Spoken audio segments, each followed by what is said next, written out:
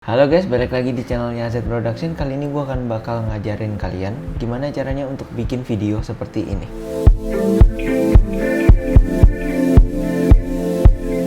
Oke, langkah pertama sebenarnya yang harus kalian syutingin adalah seperti ini.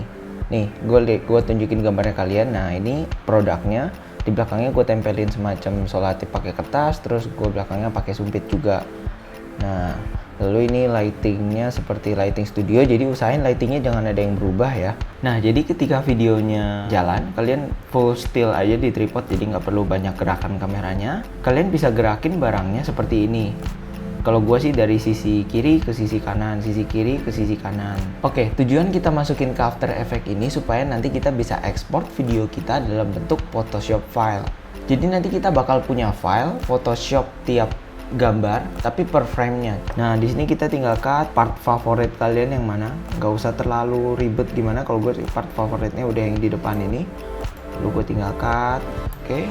Nah, ini kalian nggak perlu coloring karena nanti coloringnya bisa setelah semua efeknya beres. Nah, kalau sudah beres, sekarang waktunya kita ekspor video ini jadi Photoshop file. Kita Ctrl+M, kemudian kita pilih settingannya. Oke, ini quality base sudah benar. Kemudian kita output modules. Nah, di sini formatnya adalah kita harus pilih yang namanya Photoshop sequence. Tuh, pre-render actionnya non, ini semua dibiarin aja, default aja, nggak apa-apa, normal aja. Kemudian kita pilih OK. Nah, kemudian outputnya kita usahain udah bikin yang namanya folder tersendiri. Nah, kalau kalian lihat namanya pagar-pagar ini itu jangan diganti, jangan diotak-atik. Pokoknya kalian isolasi aja filenya di salah satu folder sendiri aja. Soalnya itu nanti pagar-pagarnya itu akan jadi kayak kurang lebih nama filenya dan urutan filenya, yang mana itu akan sangat berfungsi banget, berguna banget ketika nanti kita mau ngelakuin editing di Adobe Premiere Pro-nya. Oke, langsung aja kita render. File yang kekumpul sebanyak 48 file, 48 items, jadi kurang lebih ini 2 second ya. Kita mau remove backgroundnya satu persatu. Emang agak ribet, tapi menurut gua ini hasilnya paling rapi, paling benar dibandingkan kita dengan menggunakan Mocha Pro ataupun rotoscoping. Kalian tinggal ke quick selection tool. Nah, karena biasanya backgroundnya berbeda dengan subjeknya, jadi misalnya ini kalian kalau pakai biru, jangan backgroundnya biru juga ya, biar dengan mudah kita bisa select subjeknya. Tuh, kalian bisa lihat ya, Photoshopnya ngenalin sudut-sudutnya. Nah, tuh kalian bisa lihat. Nah, kalau ada yang kurang sedikit, kurang rapi sedikit, kalian tinggal tambahin. Oke, kalian bisa lihat ya di sini Photoshopnya sangat rapi untuk ngenalin subjek kita, karena kita balik lagi, kita memperkenalkan ke softwarenya itu per satu frame, jadi nggak masalah. Oke, lanjut. Kalau sudah, kita tinggal tekan yang ini, yang namanya masking, add mask. Jadi kita tinggal tekan mask. Nah, udah deh jadi. Oke, gua akan bikin ini sampai 48. Sebenarnya waktunya nggak lama, percaya, karena gue bikin 2 ini aja nggak sampai 5 menit gitu loh. Jadi gue bikin dulu ya.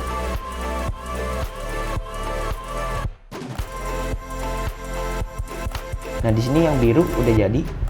Tuh, kalian bisa lihat ini per frame-nya. Tuh. Nah, kalian lihat ada kadang shifting edge-nya sedikit, maksudnya ada yang nggak rapi, nggak masalah banget. Karena ini kan frame per frame, nanti jalan jadi video itu udah rapi banget. Oke, sekarang kita langsung aja pindah ke Premiere Pro. Oke, setelah kita import, sekarang kita waktunya untuk ngedit filenya.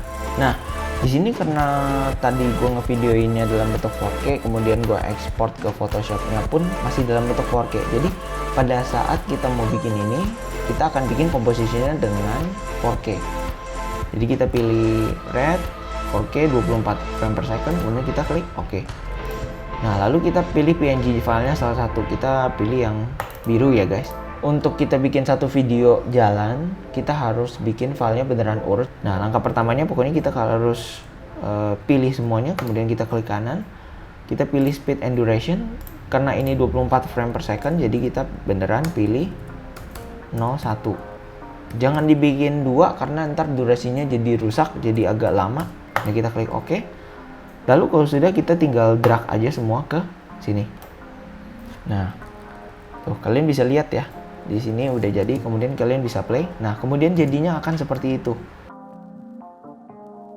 Oke, jadinya agak melayang ya. Mungkin gue di sini akan tambahin background biar terlihat lebih bagus. Kurang lebih udah jelas ya. Oke, kalau sudah beres, kemudian kita pindah ke yang namanya nest. Nah, ini semuanya kita tinggal drag. Kemudian kita klik kanan, kita pilih yang namanya nest. Ini namanya bebas. Kita klik OK. Kemudian kita sudah nest ya. Di sini nestnya ukuran 4K, jadi ketika nanti kita pindah ke 1080p, ini akan bisa di zoom lebih banyak atau kita bisa mainin lah motionnya gitu. Oke, kita lanjut, kita akan bikin new sequence lagi, tapi di sini kita akan bikin yang namanya 1080. Kalau udah jadi, kita tinggal copy nested sequence-nya, kemudian kita paste di sini. Nah, kalian bisa lihat ya di sini dia ngezoom, berarti kita dapat resolusi yang besar, resolusi yang bagus. Nah, tinggal kita mainin scale-nya. Kita pindah, biasanya sih kalau 4K ke 1080 tuh kurang lebih scale-nya 50. Itu yang normal. Nah, di sini kalian kalau mau coloring dulu nggak masalah juga. Jadi biar agak enak ya ngelihatnya. Oke, udah cakep ya. Jadi emang udah warnanya udah keluar dan udah backgroundnya udah nggak lebih terang gitulah ya. Nah, tapi keluar lagi satu masalah. Kenapa nih? Kalian bisa lihat karena kita gerakin pakai tangan. Jadi motionnya itu emang agak patah-patah, kurang halus. Nah, ini gue ada tipsnya gimana caranya mau ngalusin ini. Kita ke effects. Kita cari yang namanya warp stabilizer. Nah, kita pindahin ke sini. Kemudian ketika dia analyze, kalian ke advance, lalu detailed analysis kalian centang. Nah, nanti dia otomatis akan ngulang. Kalian bisa lihat di sini sekitar 47 frame. Ya, jadi 47-48 frame 2 second, kurang lebih sama lah ya guys. Nah, kita tinggal tunggu dia jalan ya. Oke, ini hasil jadinya yang udah dikasih warp stabilizer. Tuh, kalian bisa lihat hasilnya sangat halus, lebih ke kayak nggak ada motion manusianya, jadi emang super halus banget. Nah, di sini kita udah mulai bisa berkreasi di motionnya. Langsung aja kita mau animate motionnya ya.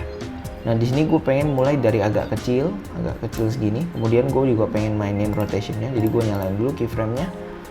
Kurang lebih gue pengen agak gini ya guys, agak ngerotate gitu.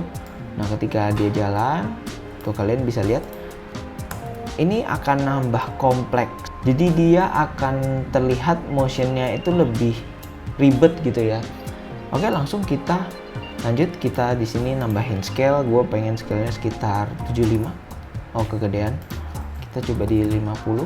Oke, 50 terlihat bagus ya. Nah, jadi di sini kalian bisa lihat. Nah, kalian lihat hasil endingnya. Nah, ini hasil endingnya kan nggak di tengah. Kita tinggal pindahin agak tengah ya. Kayak gitu, ini udah di tengah ya.